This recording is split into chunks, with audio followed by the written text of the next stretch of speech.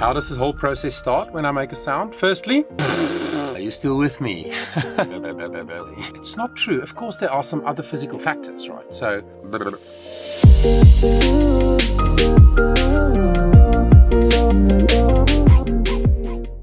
what we're going to do is we are going to sing a simple, sustained or longer one pitch. Just very simple. I'm going to show you how it works in a minute. But we're going to just focus on breathing in and letting the air flow while we just sing one long note. And we're going to organize it by doing it in 8 beats. By the way, did you know that for some reason the human brain, when it comes to music, patterns, loves to work and think and understand in groups of 4. It just does. 4, 8, 16. So when I do these kinds of exercises with my choirs or my singers, I always do it in 4s, 8s or 16s.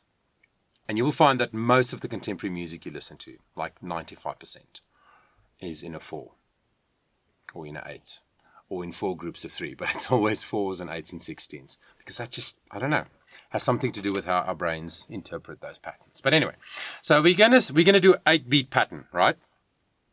We're going to sing one note for 7 beats, take a breath on the 8th beat and repeat it again.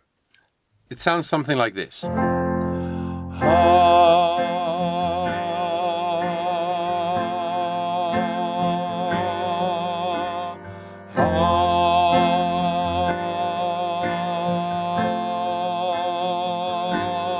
So it's 1, 2, 3, 4, 5, 6, 7, 3, 1, sort of like that. So I'm just organizing it so that I now can translate my ha and my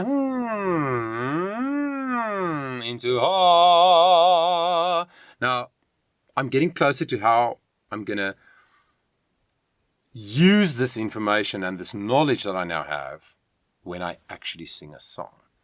Now, when you do this kind of exercise, again, comfort is your friend, right?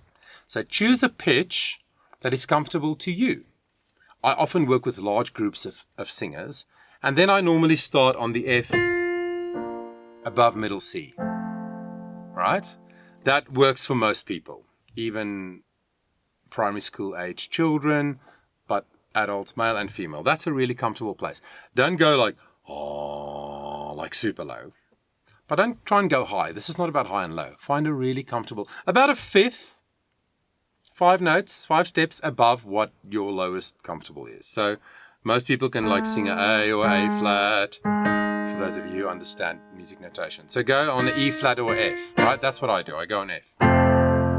Okay? So why don't we try and do that together? I'm going to play. I'm going to sing the first one with you. And then I want you to do the next one. Then I'll count so you can just feel it. Oh, I almost forgot to say this. Some of you might have been thinking about the quick breathing and going, but how am I going to do that through the nose so quickly? Well, we can't. Like I said in the previous episode about breathing, you can't go, and then, you're full of air. That doesn't quite work out well most of the time. No. So what we do when we inhale on a daily basis, you and I, when we speak, even just in conversations with other people, or the way I'm speaking to you now, there's almost never time for me to go,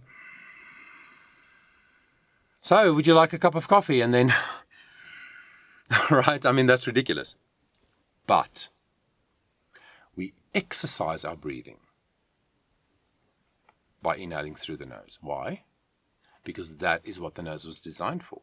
And when I use my nose for inhales, my diaphragm works beautifully, and everything that we talked about in the previous episode, actually 2 episodes ago, everything we talked about there works at its optimal, best, natural, fantastic way when I inhale through the nose. So when I practice, when I exercise, then I always try to do nasal inhales. But when I sing a song, there's no time. So what is the best way, I hear you ask? To inhale, Johan, if I can't use my nose? Well, I'm glad you asked. You inhale as if you are surprised, like this. Right? So there's a There's a R shape inside my mouth, and in the back of my throat, I can feel it. My soft palate lifts up like this. So it's like almost like a gasp, like if you were shocked. You liar. Right, something like that. But don't have that sound, because what happens then, most of the time, is your larynx creeps up in your throat and all these muscles here become really tight. We don't want that. So when you inhale through the mouth with the ah sensation in the back of your throat, try and make it inaudible. In other words, you can't hear it. So I just did a but without the sound. Yeah? You might have to practice that if you're not used to it. So when I do a quick breath on beat number 8, I just go ah through the mouth, but with that sensation. Then most of the time my diaphragm and everything else that's involved works really well. The same way it does when I do a nasal inhale. Right, so are you ready? We're going to go. 7 beats, just on a ha. Oh, by the way, put a h in front. Ha, not ah. I'm exaggerating it, but hear what happens when I don't let the air flow. Ah, there's a glottal attack. It's like the vocal folds aren't quite ready, and then there comes the air, and it's like, ah. We don't want that. So put a bit of ha, actual bit of airflow. Ah, it's a much more gentle, natural, comfortable way to start off the sound. All right, so are you ready? Here we go. 5, 6, 7, breathe.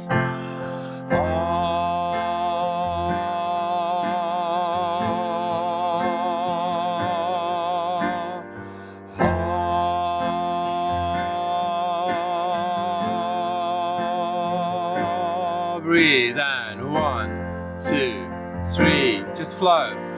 5, 6, 7, inhale. 1, 2, 3, 4, 5, 6, 7. Just let it flow one more time. Ah,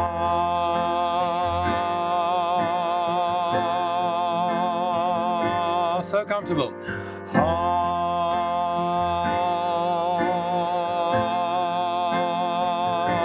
last one.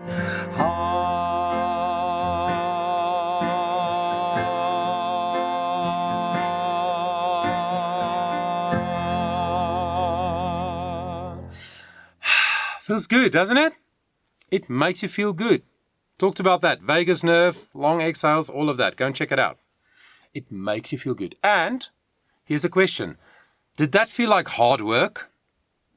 Was it really a big effort to sing that sustained R? I don't think so. It's not for me, and it's not for the people that I work with. It's a bit hard work here, right? You have to think about my process and everything. But the connection we're trying to make today is from it's just an exhale, like sighing, ah. Now I'm going to transfer that same thought process to this. Ah, and it's very comfortable, it's very open, free flowing, it's not hard work. It's an excellent way to move to the next step.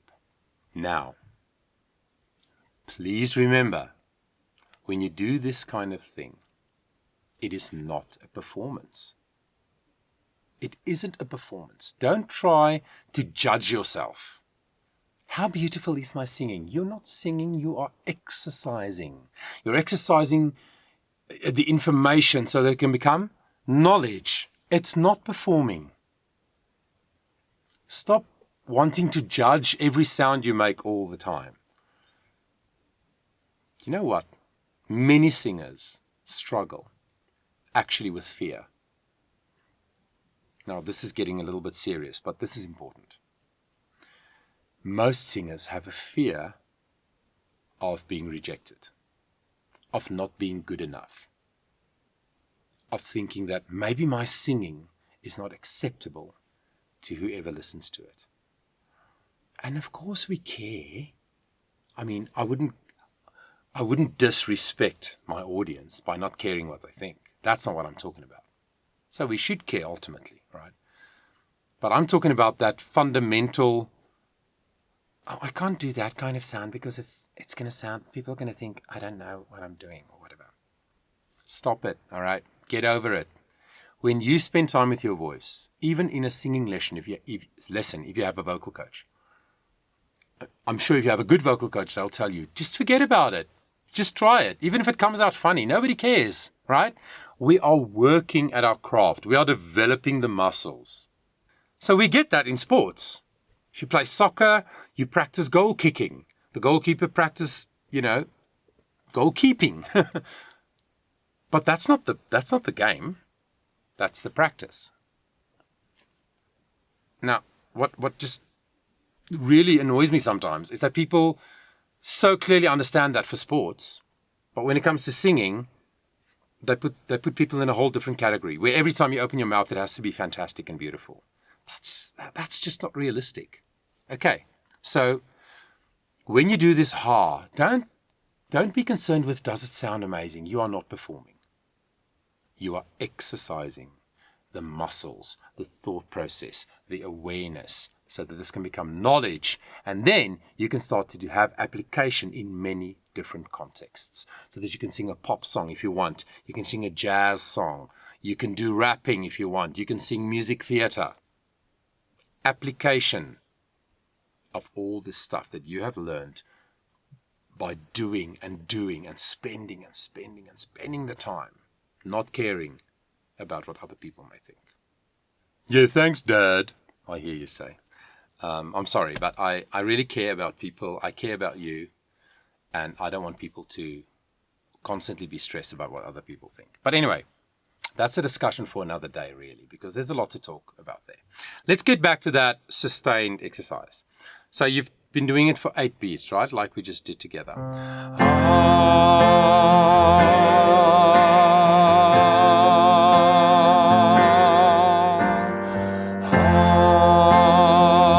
Really, really comfortably, okay? Then when you get good at that, you can double it, the length. So then you do 16, right? Groups of 4, so 8, then 16. And now it's a bit longer. You can make the beat a bit faster if you want. But it's just good to feel how that deep inhale translates to a really long exhale. Let's try it. 7, 8.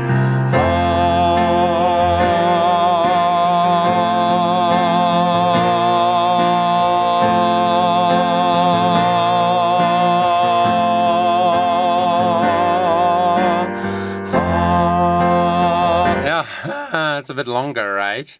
I promise if you do that for like 3 minutes, it should exhaust you a little bit, because it's actually a lot of work for all these muscles, which is really, really good.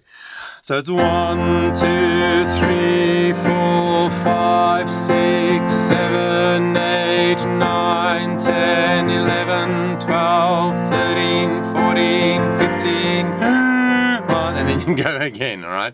Now, if you don't have a piano or you don't play the piano, you don't need it. You can just go, ha,